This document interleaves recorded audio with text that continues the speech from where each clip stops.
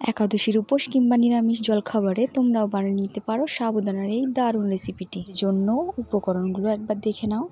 1 বাটি সাবুদানা, বাদাম, দেশি ঘি, কাঁচা লঙ্কা, একটা আলু আর ধনেপাতা। সাবুদানা বড় পাত্রে নিয়ে নিলাম পরিষ্কার জলে। এবার আমি সাবুদানা ভিজিয়ে দেব।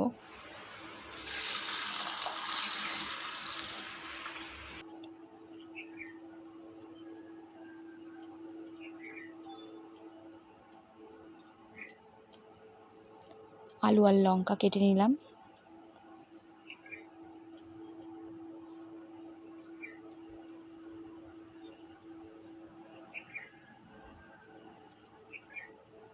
গরম কড়াইতে আমি ঘি দিয়ে দিলাম 3 টেবিল স্পুন।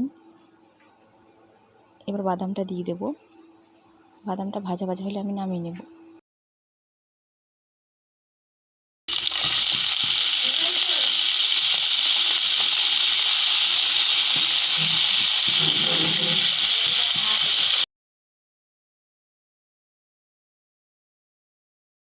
এবার স্বাদ মতো নুন দিয়ে দেব।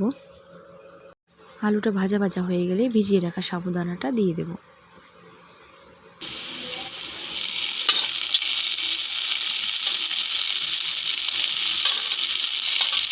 সাবুদানা দিয়ে কিছুক্ষণ নাড়াচাড়া করার পর কি সুন্দর একটা কালার চলে এসেছে দেখো।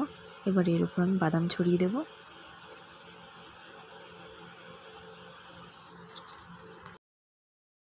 আর একটু ধনেপাতা কুচি ছড়িয়ে দিলাম।